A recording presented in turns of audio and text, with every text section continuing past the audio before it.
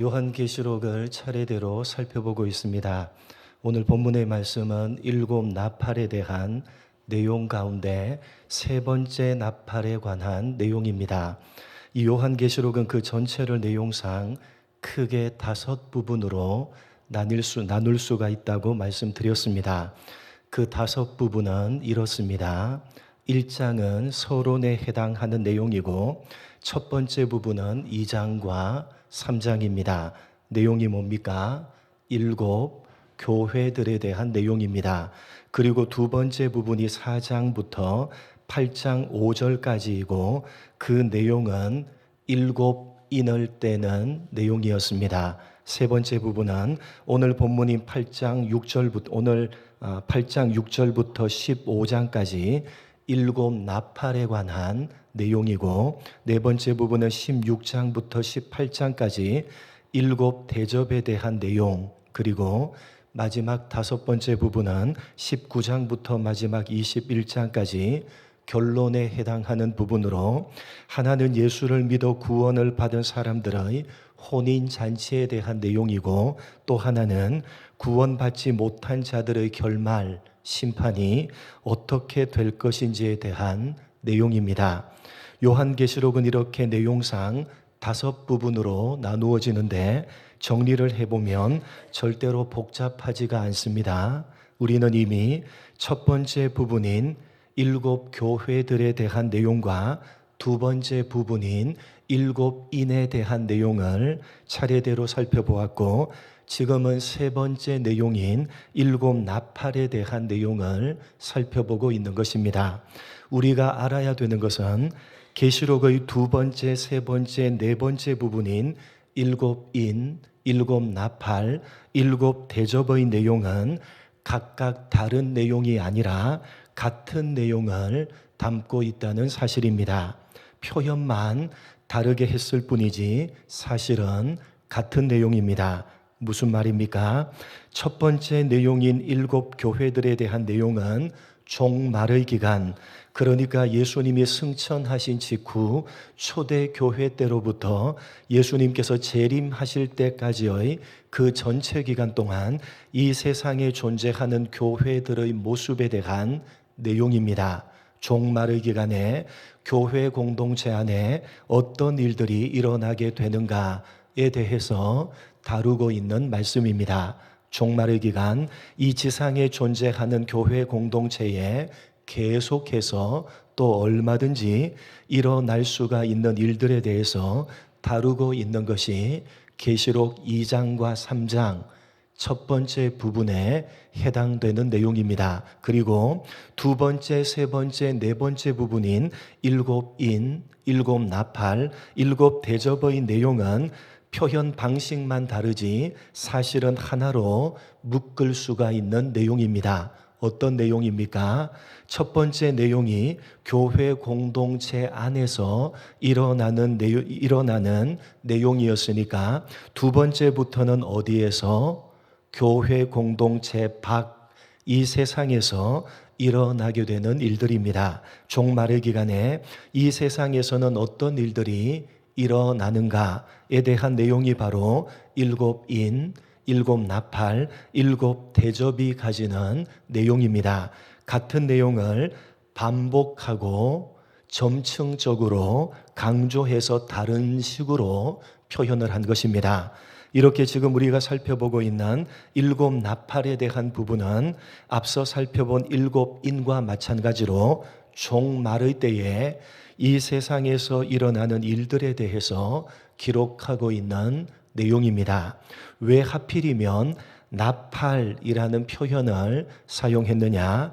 구약 성경의 이 나팔이 어떤 용도로 사용되었는지를 한번 살펴보겠습니다.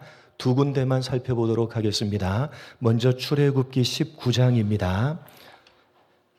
나팔이라는 표현을 계시록이 사용하고 있는데 구약 성경에 나팔이 어떤 내용으로 사용되고 있느냐를 살펴보겠습니다. 두 군데만 살펴보도록 하겠습니다. 먼저 출애굽기 19장 16절로 19절 말씀입니다. 제가 16절 셋째 날 아침에 우레와 번개와 빽빽한 구름이 산 위에 있고 나팔 소리가 매우 크게 들리니 진중에 있는 모든 백성이 다 떨더라.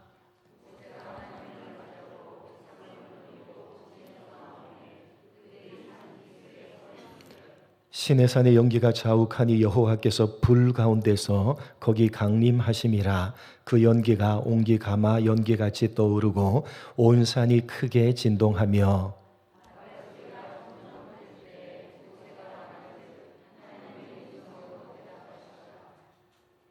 하나님께서 시내산에 강림하시는 장면인데 무슨 소리와 함께 강림하십니까? 나팔 소리와 함께 강림하십니다. 그러니까 이 나팔은 하나님께서 강림하실 때에 그 표시로서 부는 것입니다. 나팔의 또 다른 용도는 여호수아 6장 20절입니다. 여호수아 6장 20절 스크린을 보시고 한 목소리로 읽겠습니다. 시작.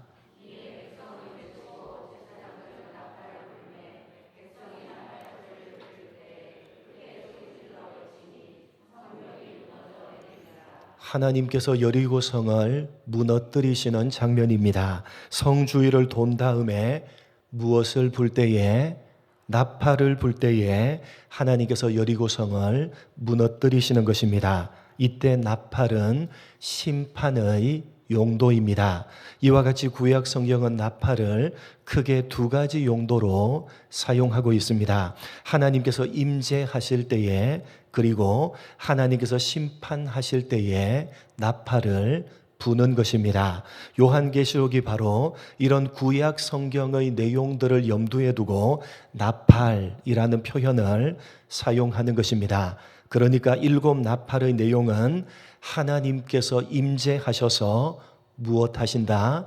심판하신다 라는 내용입니다. 말씀드렸듯이 7인, 7 나팔, 7 대접의 내용은 같은 내용들입니다. 어떤 내용입니까? 종말의 때에 이 세상에서 일어나는 일들입니다. 그런데 특별히 7 나팔은 종말에 하나님께서 임재하셔서 이 세상을 심판하신다는 것을 중점적으로 강조하고 있는 내용입니다. 오늘 본문인 세 번째 나팔에 대한 내용도 종말에 하나님께서 임재하셔서 심판하신다 라는 내용입니다. 그렇다면 이 세 번째 나팔은 어떤 심판에 대한 내용이냐? 본문 10절 말씀을 보시면 무엇이 하늘에서 떨어졌다고 되어져 있습니까? 큰 별이 하늘에서 떨어졌다 라고 되어져 있습니다. 여기에서 떨어진 큰 별은 무엇을 의미하는 것이냐? 아무렇게나 되는 대로 갖다 붙여서 해석하면 안 되고 구약 성경에서 찾아봐야 되는 것입니다. 여러분, 떨어진 큰 별이죠. 떨어진 큰 별 무엇을 의미하느냐?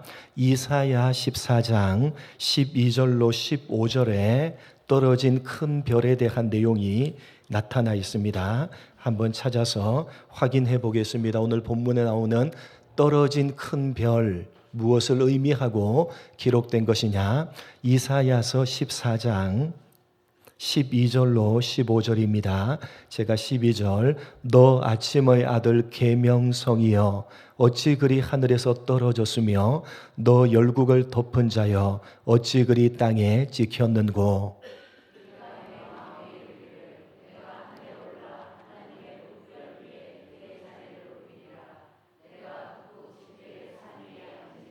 14, 15절 같이 읽겠습니다. 시작.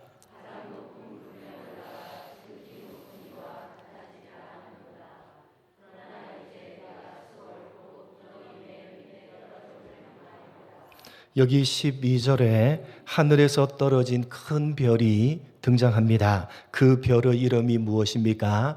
계명성입니다.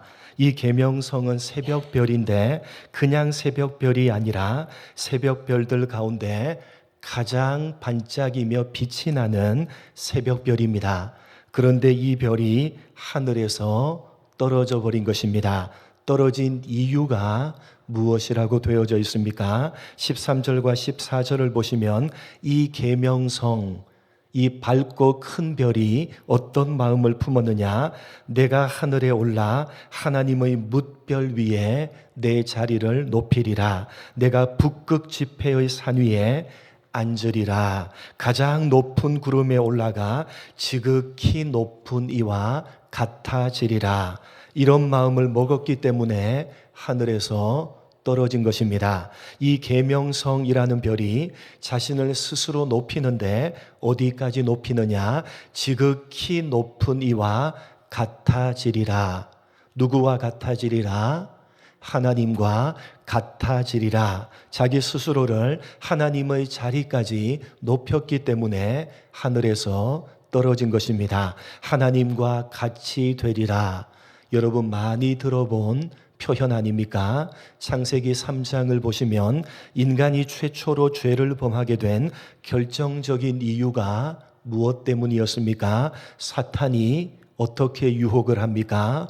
선악을 알게 하는 나무의 실과를 따먹으면 누구와 같이 된다?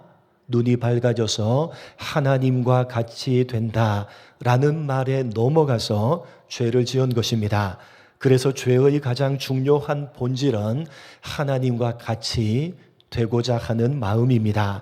인간이 스스로를 높여서 하나님과 같이 되고자 했을 때 하나님의 심판을 받는 것입니다.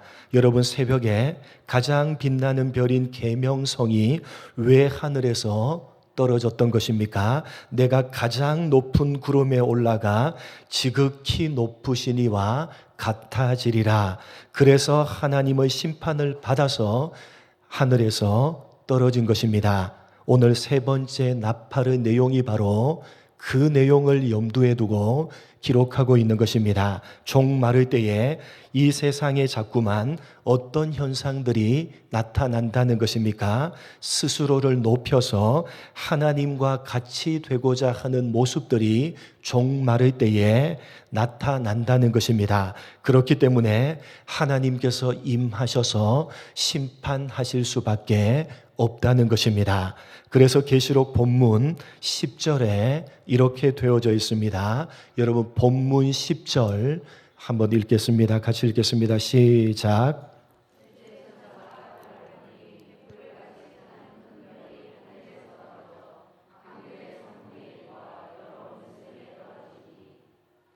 (11절) 한 번 더 계속해서 시작.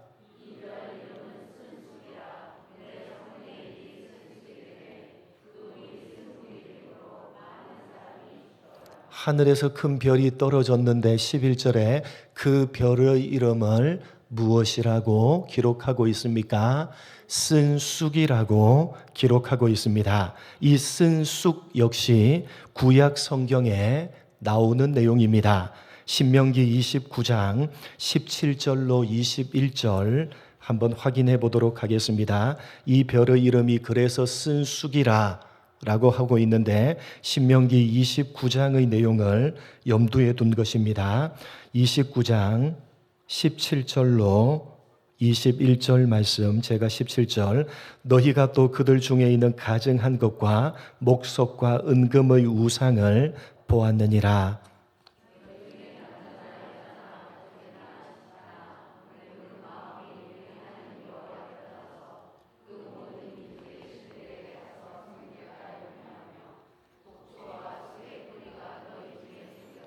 이 저주의 말을 듣고도 심중에 스스로 복을 빌어 이르기를 내가 내 마음에 완악하여 젖은 것과 마른 것이 멸망할지라도 내게는 평안이 있으리라 할까 함이라.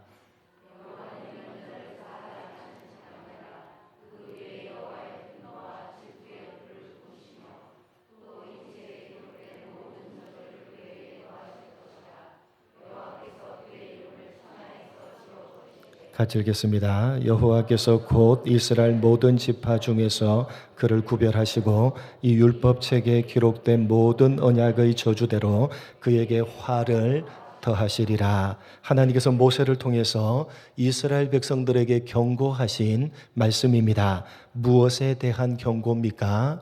우상 숭배에 대한 경고입니다.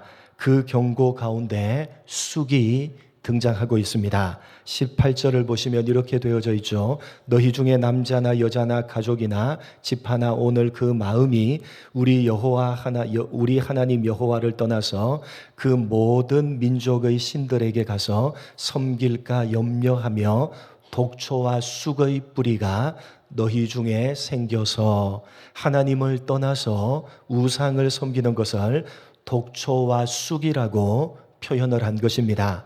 이스라엘 백성들의 마음에 그러한 독초와 쑥이 생길까 염려가 된다라고 말씀하십니다. 만약에 그런 독초와 쑥, 다시 말해서 하나님을 떠나 다른 신들 즉 우상을 섬기면 하나님께서 저주하시고 심판하신다는 것입니다. 한 군데 더 찾아보겠습니다. 아모스 6장 12절로 14절입니다. 한 군데 더 아모스 6장 12절로 14절 제가 12절 말씀 먼저 읽겠습니다. 말들이 어찌 바위 위에서 달리겠으며 소가 어찌 거기서 밭을 갈겠느냐. 그런데 너희는 정의를 쓸개로 바꾸며 공의의 열매를 쓴 쑥으로 바꾸며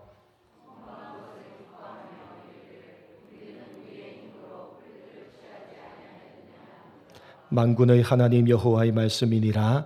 이스라엘 족속아 내가 한 나라를 일으켜 너희를 치리니 그들이 하맛 어기에서부터 아라바 시내까지 너희를 학대하리라 하셨느니라. 여기에서도 역시 쓴 쑥이라는 표현이 등장합니다.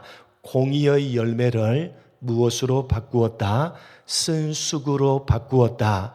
무엇을 기뻐한다고요?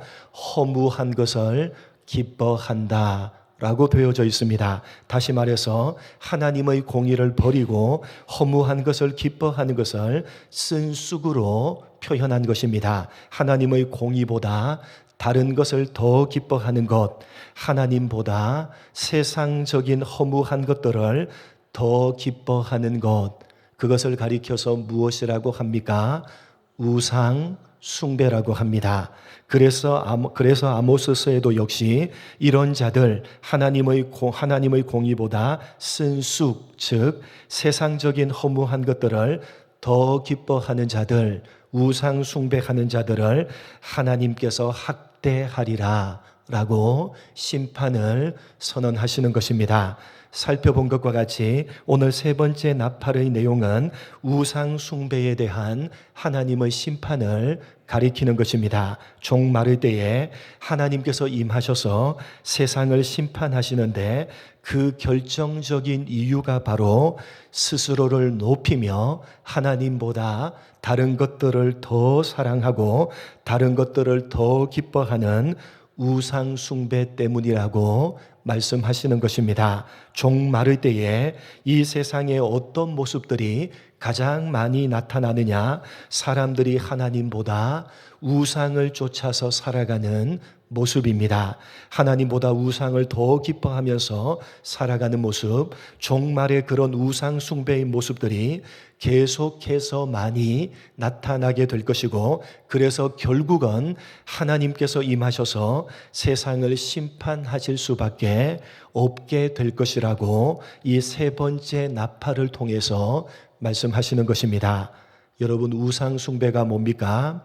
우상 숭배를 단순하게 돌이나 나무로 깎아서 만들어 놓고 그 앞에 절하고 그 앞에서 비는 것이라고 생각하지 마시기 바랍니다. 우상 숭배란 어떤 행동을 하기 전에 먼저 마음의 문제입니다. 이 마음에 독초와 쑥이 생겨서 자라나는 것입니다. 하나님보다 세상적인 허무한 것들을 더 기뻐하고 좋아하는 마음이 이 마음에 자꾸만 생기는 것입니다. 그래서 하나님을 위해서 살기보다는 세상적인 것들을 위해서 살아가 버리는 것입니다. 하나님 앞에서는 하나님을 제일 기뻐하고 좋아하는 것처럼 슬쩍 눈속임을 하고서는 정작 살아갈 때는 세상의 것들을 더 많이 가지고 더 많이 누리기 위해서 하나님을 잊어버리고 살아가는 것입니다. 여러분, 우상 숭배가 하나님 이외에 부처를 찾아가고 알라를 찾아가고 돌이나 나무를 깎아 만들어 놓고 그 앞에 절하고 무당을 찾아가고 죽은 자에게 제사할 때에 절하고, 여러분, 그런 것이 우상 숭배라면 지키기가 쉽습니다. 그러나 그런 것들은 너무나도 1차원적인 우상 숭배입니다. 부처나 알라를 찾아가지 않고 무당을 찾아가지 않고 하나님 앞에 나온다고 해서 죽은 자를 제사할 때에 그 앞에서 절을 하지 않는다고 해서 나는 우상 숭배에서 자유롭다라고 생각하지 마시기 바랍니다.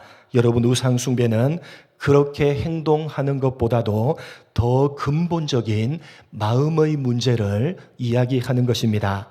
골로새서 3장에 이렇게 되어져 있습니다.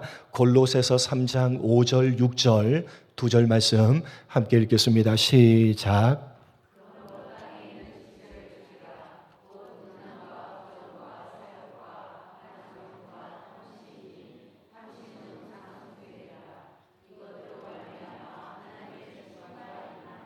무엇이 우상 숭배라고 되어져 있습니까? 탐심, 세상의 것들을 탐하는 마음, 그것이 우상 숭배입니다.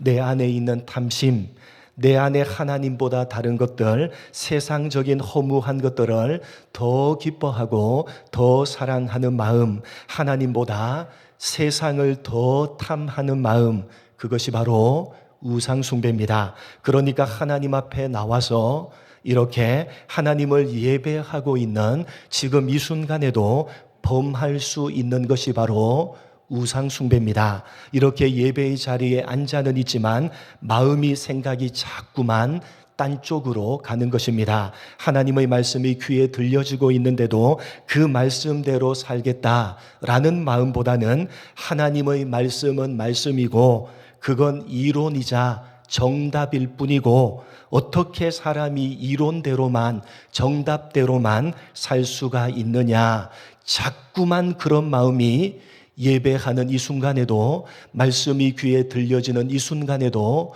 우리 마음의 독초와 쑥과 같이 자꾸만 생겨나는 것입니다. 자꾸만 세상적인 욕심이 마음에 생기는 것입니다. 이 세상에서 더 많은 것들을 가지고 싶고 더 누리면서 살고 싶은 세상을 향한 욕심이 자꾸만 내 마음에 생기는 것입니다. 우리 모두가 죄인이기 때문에 그런 마음이 생기는 것은 어쩔 수 없다 손 치더라도 그런 마음과 싸울 생각조차 하지 않는 것입니다. 오히려 그런 마음을 지극히 당연한 것으로 생각하고 그러한 세상적인 욕심을 따라서 살아가 버리는 것입니다. 심지어는 하나님을 내가 가진 세상적인 욕심을 이루기 위한 수단으로 이용해 버립니다. 하나님을 잘 믿으면 열심히 신앙생활을 하면, 열심히 기도하고 헌금하고 열심히 봉사하면 내가 원하는 것을 하나님께서 주신다라는 식의 신앙 형태를 가지는 것입니다. 그래서 자꾸만 마음에, 아니 이렇게 열심히 신앙생활을 하고 있는데 왜 하나님은 나에게 아무것도 해주지 않으시는가? 왜 예수를 믿는 나에게 이런 좋지 않은 일들이 자꾸만 생기는가? 라는 불평이 내 마음속에 자꾸만 생기는 것입니다. 세상을 향한 욕심, 우상 숭배인 겁니다. 하나님을 위하는 것이 아니라 자기 자신을 높이고 하나님마저도 이용해서 자기 자신을 위하는 것입니다. 하나님마저도 자기가 원하는 대로 해야 되는 것입니다. 자기를 위해서 하나님마저도 자기가 원하는 하나님으로, 자기 입맛에 맞는 하나님으로 만들어버리는 것입니다. 하나님의 뜻, 하나님의 생각, 하나님의 말씀에는 관심이 없습니다. 오로지 내 뜻, 내 생각, 내가 원하는 대로 되어져야지만, 하나님도 그렇게 나에게 역사해 주셔야지만 하나님이고, 그래야지만 직성이 풀리고 만족하는 것입니다. 이런 모든 것들이 다 종말에 일어나는 우상 숭배에 해당되는 것들입니다. 사랑하는 성도 여러분, 종말을 살아가고 계시는 여러분의 마음에 독초와 쑥이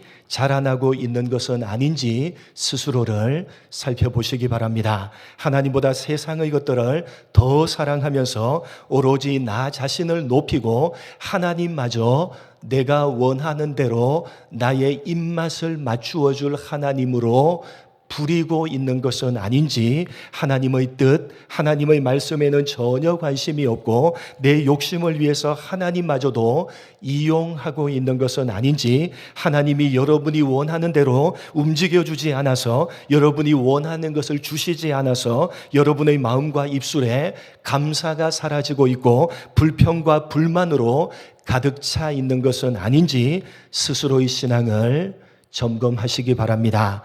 여러분, 우리 모두는 본성 자체가 죄인이기 때문에 오로지 우리 자신만을 위하는 독초와 쑥, 하나님보다 세상의 것들을 더 사랑하는 독초와 쑥이 우리 마음에 생길 수가 있다는 사실을 잊어버리지 마시기 바랍니다. 어찌 보면 그런 독초와 쑥이 생기는 것은 자연스러운 현상입니다. 그러나 여러분, 그러한 독초와 쑥이 자리를 잡고 우리 마음 가운데 마음껏 자라나게 해서는 안 될 것입니다. 여러분, 지금 우리는 종말의 때를 살아가고 있습니다. 시시때때로 여러분의 마음에 생겨나는 독초와 쑥, 그것과 치열하게 싸워 가시기 바랍니다. 여러분, 예배하는 이 순간에도 여러분 마음속에 생겨나고 자라나고 있는 독초와 쑥을 뽑아버리시기 바랍니다. 그런 것들이 여러분의 마음에 자리 잡지 못하도록, 자라지 못하도록 날마다 뽑아버리시고 또 뽑아버리시기 바랍니다. 그것이 바로 오늘 세 번째 나팔을 통해서 우리들에게 경고하는 것이요, 종말을 준비하며 살아가는 성도들이 가져야 되는 마땅한 모습인 것입니다. 여러분, 종말을 제대로 준비하며 살아가는 복된 성도들이 다 되시기를 주님의 이름으로 간절히 축복합니다. 하나님 아버지, 오늘 세 번째 나팔의 내용을 통해서 우리들에게 경고하시는 이 내용을 가슴 깊이 새기는 우리가 되게 하여 주옵소서. 종말의 때에 하나님보다 스스로를 더 높이며 하나님보다 세상의 것들을 더 사랑하며, 하나님, 그런 우상 숭배의 독초와 쑥이 우리 마음에 생겨나고 자라나서 하나님을 섬긴다고 하면서도 오히려 하나님을 이용해서 세상의 것들을 가지려고 하는 데까지 나아가게 된다는 것을 오늘 말씀을 통해서 우리들에게 경고하시니, 그것을 가슴에 새기며 이 종말의 때 우리 마음에 생겨나고 자라나는 이 독초와 쑥, 날마다 뽑아버리며 살아가는 우리가 되게 하여 주옵소서. 비록 죄인인 우리 마음에 그 독초와 쑥이 날마다 시시때때로 예배하는 이 순간에도 생겨나지만 그것이 자리 잡지 못하도록, 그것이 더 이상 자라지 못하도록 날마다 뽑아낼 줄 아는 우리 모두가 될 수 있도록 은혜 베풀어 주옵소서. 이 종말의 때를 살아가고 있음을 기억해 하시고 이 종말의 때를 제대로 믿는 자로 준비하며 살아가는 복된 성도들이 다 될 수 있도록 은혜 베풀어 주옵소서. 감사하오며 예수님의 이름으로 기도드립니다. 아멘.